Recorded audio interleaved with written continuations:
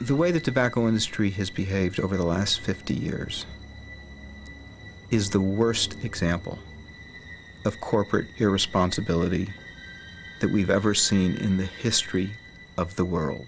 I think it's probably the most irresponsible fraud ever committed on the public in this country's history.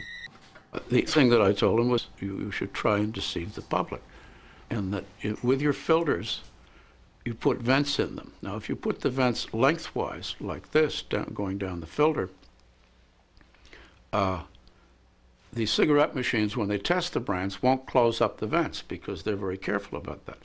But people smoking it will close up the vents like this with their lips when they smoke. So they were smoking something 5 times as strong as what they thought they were, or 500% more. It was naughty. We ambushed the consumer. We ambushed him. In view of the continuing and mounting evidence from many sources, it is a judgment of the committee that cigarette smoking contributes substantially to mortality from certain specific diseases and to the overall death rate.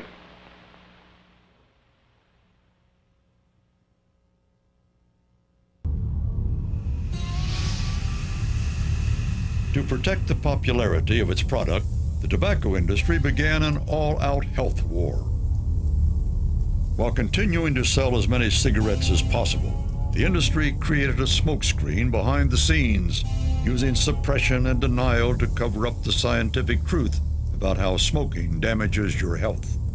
I would categorize the tobacco industry strategy over the years as unscrupulous, unprincipled, immoral, and illegal.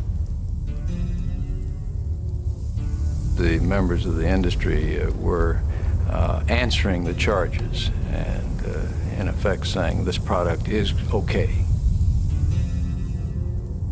They not only did not provide information to the government or investors about the hazards of smoking, but deliberately covered it up, concealed it, misled people about it. Research since the '64 Surgeon General's report has proven that smoking is even more dangerous than we originally believed. In the early 1980s, the R.J. Reynolds Tobacco Company wanted a Harrison Ford look-alike to spearhead a new advertising campaign. As the Winston man, Dave Gerlitz became a frontline soldier for the industry promoting Winston cigarettes. His job was to recruit new smokers at a time when public knowledge about the dangers of cigarette smoking was increasing. A smoker himself at the time, Gerlitz soon became concerned over his client's attitude about the very product he was promoting. One of the executives from R.J. Reynolds came over and said, "What are you doing?" And I said, "Well, I'm smoking." They said, "Well, you're still smoking that stuff?" And I said, "Yeah." And I said, "How come you guys from R.J. Reynolds don't smoke?"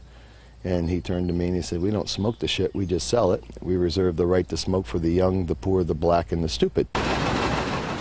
This highly successful ad campaign, with Gerlitz playing a member of a search and rescue team, conveyed the essence of macho camaraderie. It was an image, says Gerlitz, designed to appeal to young smokers. They told me on many occasions my job was to get 3,000 to 4,000 to 5,000 kids smoking every day to replace those who quit or die. We were getting new replacement smokers, and they, in our minds, were being told it's 12, 13, 14-year-old boys. They knew nicotine was addictive in 1963. They knew smoking caused cancer in the 50s. And they had elaborate and intelligent plans to cover this up, to keep this information away from the public, and to keep people smoking. Passive smoking is the industry's Achilles heel. Because while the tobacco industry can keep smokers smoking and through their advertising help them rationalize their behavior of killing themselves, it's very hard to get somebody to believe they have a right to kill somebody else. We never met, but you know me. I'm your waitress. I brought your coffee. Remember the drinks? Can we ask you something? 8 hours in here. It's like smoking almost a pack. More of us die of lung cancer and heart disease than in any other women's job. When you smoke a cigarette or breathe in secondhand smoke, you're putting cadmium in the air, dimethylnitrosamine, nicotine, arsenic, ammonia, lead, a whole variety of toxic chemicals, which if they were coming out of a smokestack in an industry would be very, very heavily regulated. We keep finding brand new diseases, diabetes, arthritis, erectile dysfunction, macular degeneration that causes blindness, all directly associated with smoking. We see smokers being more absent from work. We see them saying their quality of life is not as good. And of course, this just continues on into older ages, where all these diseases that people get, sometimes even if they didn't smoke, become very common causes of death among smokers. Since the first Surgeon General's report, more than 20 million Americans have been killed by cigarettes. Most were adults who smoked, but 2.5 million were non-smokers killed by secondhand smoke. And another 100,000 were babies who died from SIDS, prematurity, or other health conditions after being exposed to cigarettes either before they were born or after. The evidence consistently and coherently points to the intentional marketing of tobacco products to youth as being the cause of young people's tobacco use.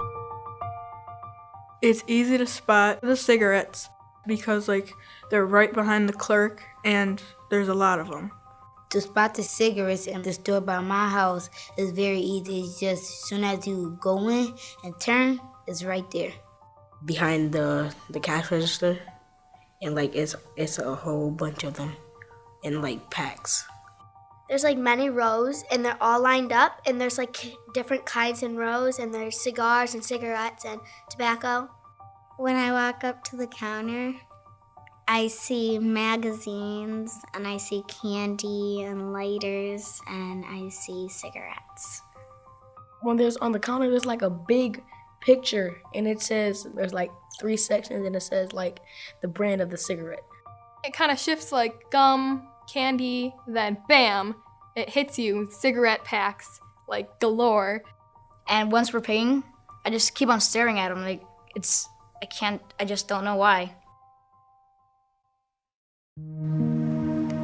Publicly, tobacco companies have always said they didn't want young people using their products.